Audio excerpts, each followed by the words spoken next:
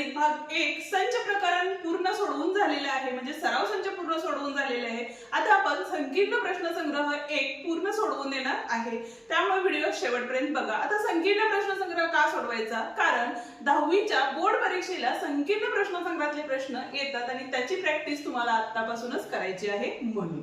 चला तर मग सुरुवात करूया आजच्या लेक्चरला, पण त्याआधी चॅनलवर नवीन आणि पहिल्यांदाच असाल तर चॅनलला नक्की सबस्क्राइब करून बेल आयकॉन दाबा, जेणेकरून आपल्या अशाच नवनवीन व्हिडिओची नोटिफिकेशन तुम्हाला लवकरात लवकर मिळून जाईल। बघूया पहिला प्रश्न काय दिलेला आहे। आता या ठिकाणी प्रश्न काय सांगितलेला आहे बघा, तर खालील प्रश्नांसाठी अचूक पर्याय निवडा। ठीक आहे, आता त्यातला पहिला प्रश्न या ठिकाणी आपण लिहून घेतलेला आहे आणि पर्याय लिहिलेले नाहीयेत। आपण डायरेक्ट काय करूया, प्रश्न सोडवूया। आता या ठिकाणी बघा m बरोबर संच काय दिलेला आहे, 1 3 5 दिलेला आहे आणि n बरोबर 2 4 6 दिलेला आहे। तर आपल्याला काय काढायचं आहे, तर m छेद संच n काढायचं आहे। ठीक आहे, आता जर पाठीमागचे तुम्ही व्हिडिओ बघितला असाल तर हे डिटेल मध्ये आपण शिकलेलो आहे आणि जर अजूनही तुम्ही व्हिडिओ बघितले नसतील तर लिंक डिस्क्रिप्शन मध्ये आपण देत आहोत, एकदा बघून घ्या, जेणेकरून तुम्हाला सगळ्या संचाचे प्रकार समजून जातील। ठीक आहे, आता बघा m छेद संच काय दिलेला आहे, n। आता यामध्ये बघितलं, विचार केला तर छेद संच म्हणजे काय, तर दोघांच्या मध्ये सामायिक असणारे घटक आहेत का, कोणते घटक सामायिक, इथं बघा 1 3 5 2 4 6 म्हणजे एकही घटक नाही, म्हणजे हा काय आहे, रिक्त संच आहे। त्यामुळे या पर्यायाचा जर विचार केला तर पर्याय क्रमांक सी हा काय असणार आहे, बरोबर पर्याय असणार आहे। ठीक आहे, बघूया आता दुसरा प्रश्न, पण त्याआधी अजूनही व्हिडिओला लाईक केलं नसेल तर व्हिडिओला लाईक करा, हाईप करा आणि तुमच्या मित्रांनाही व्हिडिओ नक्की शेअर करा, जेणेकरून त्यांनाही आपल्या या व्हिडिओचा फायदा होईल, जेणेकरून त्याचंही मॅथ्स अजून चांगलं होईल। ठीक आहे, बघूया दुसरा प्रश्न। आता पहिल्यातलाच दुसरा प्रश्न आहे, काय सांगितलेलं बघा, p बरोबर x हा असा आहे की x ही विषम संख्या, विषम नैसर्गिक संख्या 1 च्या पेक्षा मोठी आहे आणि 5 आणि 5 पेक्षा लहान आहे। ठीक आहे, म्हणजे 1 घ्यायचंय का आपल्याला, यामध्ये नाही घ्यायचंय। ठीक आहे, मग आता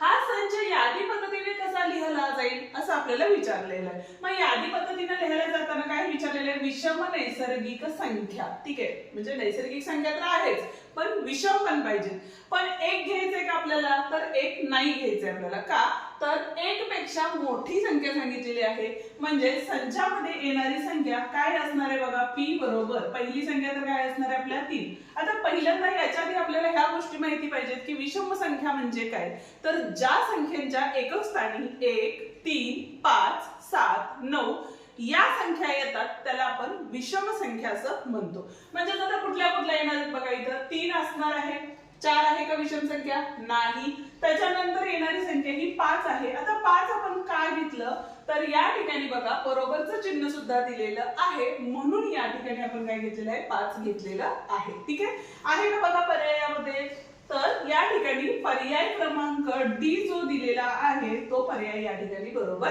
आहे। ठीक आहे, बघूया आता तिसरा प्रश्न। आता तिसरा प्रश्न काय लिहिलेला आहे बघा, तर p बरोबर संच काय दिलेला आहे, 1 2 डॉट डॉट डॉट 10 हा कोणत्या प्रकारचा संच आहे। आता पहिली संख्या माहिती आहे, शेवटची संख्या सुद्धा माहिती आहे, म्हणजे या संचामध्ये एकूण किती संख्या आहेत हे आपल्याला माहिती आहे, बरोबर आहे, म्हणजे हा कुठल्या प्रकारचा संच झाला, तर हा शांत संच झालेला आहे। ठीक आहे, म्हणजे या ठिकाणी पर्याय क्रमांक सी दिलेला आहे बघा आणि तो पर्याय बरोबर आहे। ठीक आहे, शांत संच म्हणजे काय, आनंद संच म्हणजे काय, किंवा बाकी संचाचे प्रकार कसे ओळखायचे हे आपण डिटेल मध्ये आपल्या चॅनल वरती एक्सप्लेन केलेले आहे आणि व्हिडिओची लिंक आपण डिस्क्रिप्शन मध्ये दिलेली आहे, त्यामुळं संच या प्रकरणाची व्हिडिओ तुम्ही नक्की बघून घ्या। त्या पद्धतीने बाकीचेही प्रकरण आपले सगळे शिकवून झालेले आहेत, तेही तुम्ही बघू शकता। तर बघा चौथा प्रश्न काय सांगितलेला आहे, तर m संयोग संच n 1 2 3 4 5 6 दिलेला आहे। ठीक आहे, आणि m बरोबर 1 2 आणि 4, तर खालीलपैकी n हा संच कोणता आहे। आता संयोग संचामध्ये आपण काय करतो, तर दोन्ही घटक आपल्याला त्यामध्ये लागतात, म्हणजे यम संचातले आणि n संचातले। आता या ठिकाणी यम संचाचा विचार केला तर 1 2 आणि 4 1 2 आणि 4 हे वगळून टाकायचे, राहिलेले घटक हे काय असणार आहेत बघा, 3 5 आणि 6 हे n संचातील असणार आहेत। आहे का पर्याय या ठिकाणी, तर या ठिकाणी बघा 3, 5, 6 हा पर्याय नाही.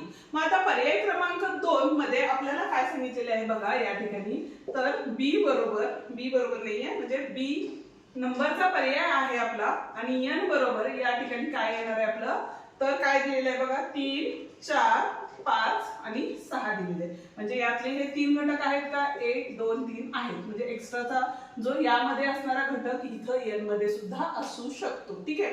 आता हा पर्याय आपला नाहीये, म्हणजे दिलेला n हा पर्याय, म्हणजेच n बरोबर 3, 4, 5, 6 हा पर्याय, म्हणजेच पर्याय क्रमांक बी या ठिकाणी काय आहे, बरोबर आहे. ठीक आहे. बघूया आता पुढचा प्रश्न. पण त्याआधी अजून व्हिडिओला लाईक केलं नसेल तर लाईक करा, हाईप द्या, मित्रांना नक्की शेअर करा. ओके. आणि दुसरी गोष्ट, आपली शिकवण्याची पद्धत तुम्हाला कशी वाटली ती कमेंट मध्ये नक्की सांगा. आता 5वा प्रश्न काय दिलेला आहे बघा आपल्याला या ठिकाणी, तर पी उपसंच यम दिलेला आहे. म्हणजे पी हा यमचा उपसंच आहे, म्हणजे पी चे सर्व घटक हे यम मध्ये असणार आहेत. तर पी छेद संच कंसात पी काय आहे, संयोग संच यम हा खालीलपैकी कोणता संच आहे. आता या ठिकाणी बघा पी छेद संच पी संयोग संच यम दिलेले आहे. ठीक आहे. पी हा काय आहे, यमचा उपसंच आहे. म्हणजे आपण या ठिकाणी हा पी तर तसाच राहिला, हा छेद संच तसाच राहिला आणि याच्याऐवजी आपण काय लिहू शकतो, तर यम लिहू शकतो. कारण पीतले सर्व घटक यम मध्ये आहेत, त्यामुळे इथे येताना फक्त यम येणार आहे. बरोबर आहे. आता छेद संचाचा विचार केला म्हणजे पी आणि यम या दोन्ही संचातले घटक हे काय असणार आहेत, सारखेच असणार आहेत. म्हणजे याचं उत्तर काय असू शकतो, तर पी हे उत्तर असू शकणार आहे. कारण पी हा यमचा काय आहे, उपसंच आहे. आणि छेद संच घेतला तर यम मध्ये सुद्धा पीतलेच घटक असणार आहेत, ते आपण छेद संचामध्ये लिहू शकतो. म्हणजे उत्तर जे असणार आहे ते काय आहे, पर्याय क्रमांक 1 बरोबर आहे. आता त्याच पद्धतीने 6वा प्रश्न काय सांगितलंय बघा, तर खालीलपैकी कोणता संच रिक्त संच आहे. पर्याय क्रमांक 1 काय सांगितलेला आहे, समांतर रेषांच्या छेदन बिंदूंचा संच. आता या ठिकाणीच बघा, समांतर रेषा या दोन एकमेकांना कधी छेदतात का, तर नाही छेदत. त्याच्यामुळं छेदन बिंदूंचे संच असणार आहे का, नाही. म्हणजेच पहिलाच पर्याय या ठिकाणी काय आहे, बरोबर आहे. ठीक आहे. आता जाऊया दुसऱ्या प्रश्नाकडे, मेन दुसऱ्या प्रश्नाकडे. ठीक आहे.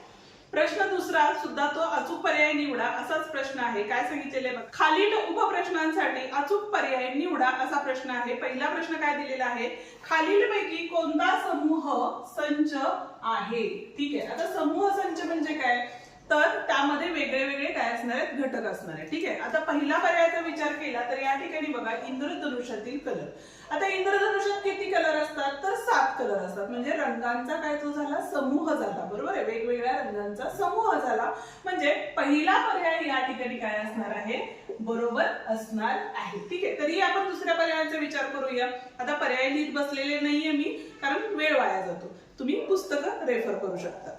शाळेच्या आवारातील उंच झाडे. ठीक आहे. आता शाळेच्या आवारात किती उंच झाडे आहेत हे आपण सांगू शकणार आहे का, सांगू शकतो. पण वेगवेगळ्या प्रकारची झाडे असणार आहेत, त्यामुळे तो समूह करू शकतो का, आपण नाही करू शकत. गावातील श्रीमंत लोक.